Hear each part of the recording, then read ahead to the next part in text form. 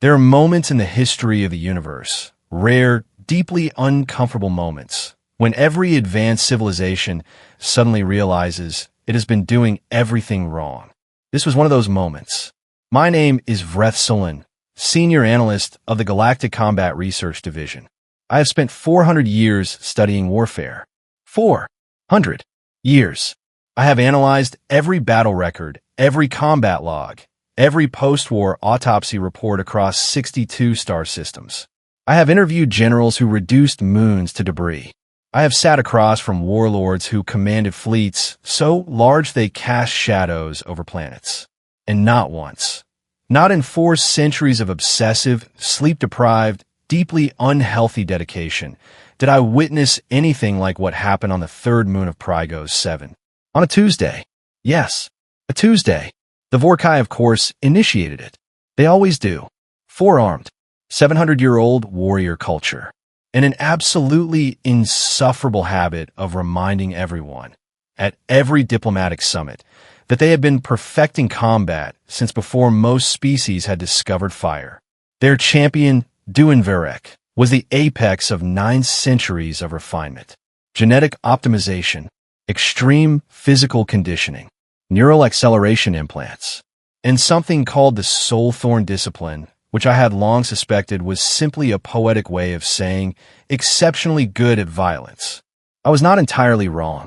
Duun-Varek stood 3 meters tall. His reaction time was measured at 0.004 seconds, faster than most species could consciously register a threat. He had never lost a recorded duel.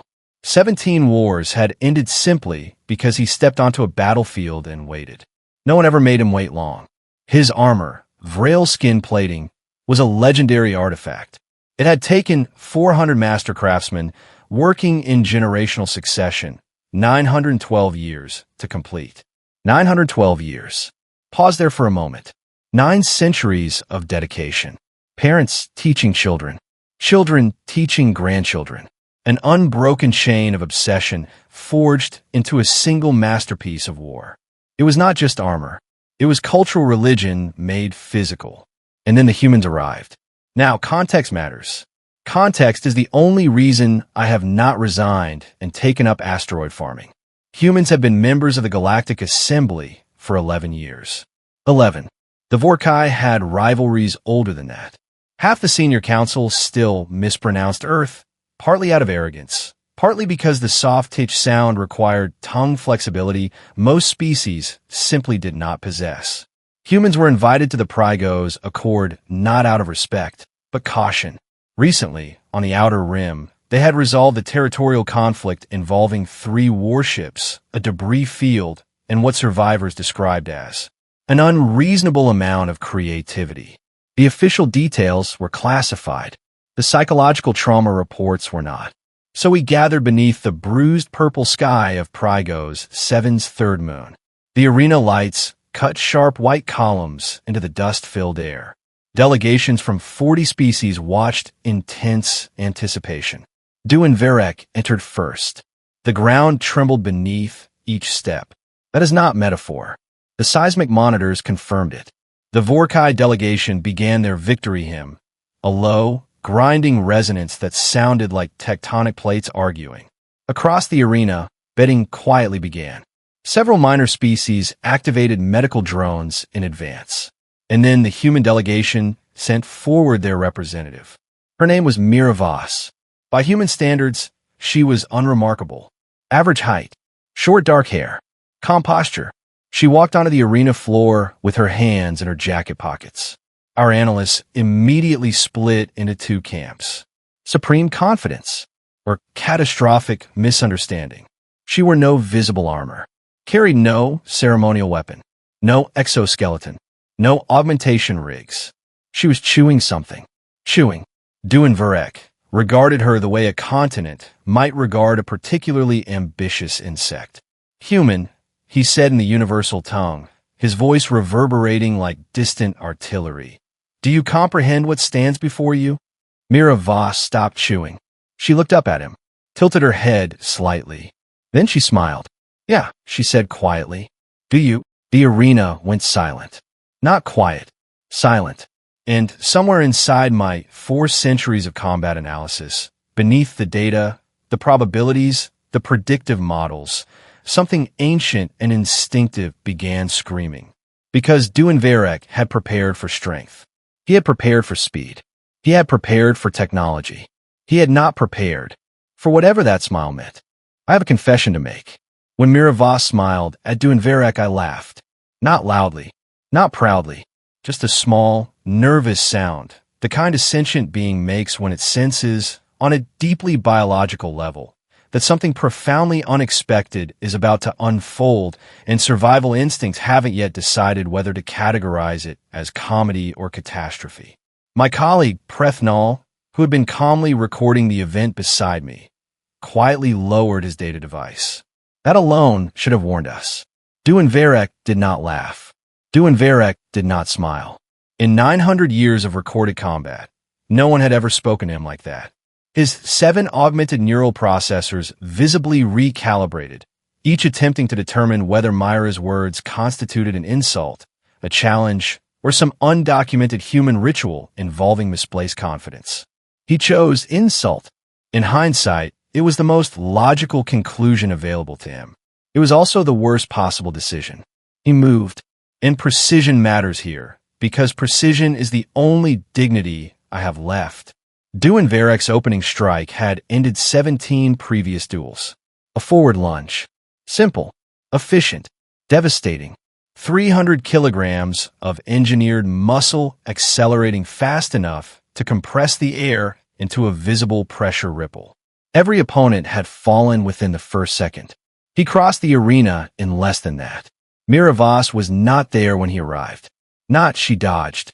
Not she rolled. She was simply, cleanly, surgically not in the space she had occupied. Duun-Varek's fist struck nothing. The sound echoed.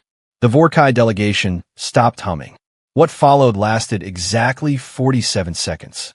I know this because Vreth-Solaan restarted the recorder, and I have replayed the footage so many times that I now experience it in dreams. Mira did not fight like a warrior. She did not fight like a soldier. She fought like something born on a planet that actively tries to kill you. A world of unstable weather. A biosphere where everything either hunts or hides. 200,000 years of predator-prey evolution distilled into reflex, instinct, and adaptability. She fought like survival had been earned, not engineered.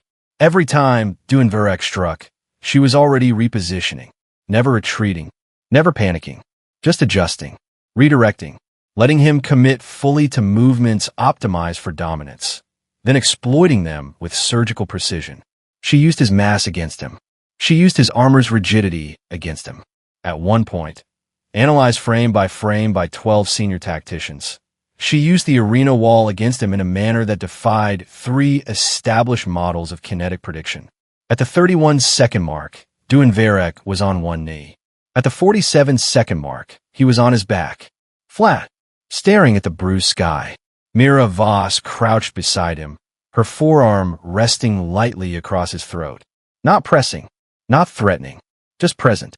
A statement. She looked up at the Vorkai delegation, then at the rest of us. "We good?" she asked. No one answered. No one moved. The Vorkai High Elder, who had personally witnessed 4 centuries of uninterrupted martial supremacy, stood frozen, wearing an expression my species categorizes as catastrophic recalibration. I turned slowly toward Vreth-Solaan.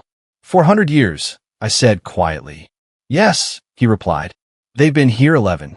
Yes. We missed something. Vreth-Solaan reviewed the footage again.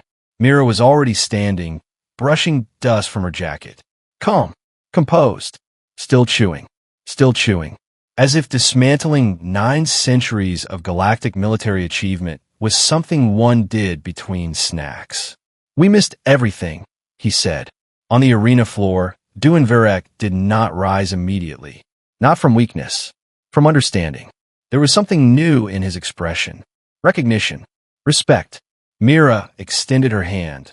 The human gesture. After a long moment, he took it. And in that simple exchange, something shifted across the galactic assembly. Not through fleets. Not through conquest. Not through 900 years of preparation. but through 47 seconds. And a jacket. And whatever she was chewing. We later learned it was called gum. The humans offered us some. We declined. In retrospect, that may have been our second mistake. And somewhere in the long history of the Galactic Assembly, humanity was never underestimated again.